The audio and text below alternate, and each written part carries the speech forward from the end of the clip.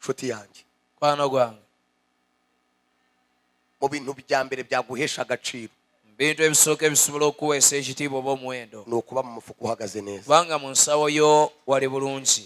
ubundi usibye Imana iri mu ijuru okujjako Katonda oyo ali mu ggulu n'umwana wayo n'umwuka wera, n'omwana n'omwoyo mutukuvu, ikindi kiduhesha agaciro mu isi ekintu ekyalikiweeta ekitiibwa mu ni nsi isente, ze ssente amatungo. era n'ente oba ebintu. Mw'abagabo mwe, mwe basajja mwe, namwe mw'abagore mwe muri aha ngaha, abagabo banyu batari hano, abali wano ng'abambi bamwe tebali wano, ndabasabiye mbasaba Imana ibakurireho umwuka Mukama w'ubukene. baggyeko omwoyo gw'obwavu.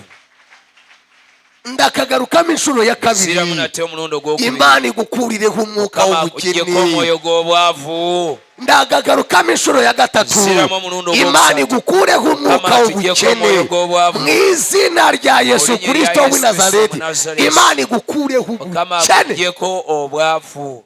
Yo dayimoni Imana iyice. Eyo dayimoni Mukama agitte.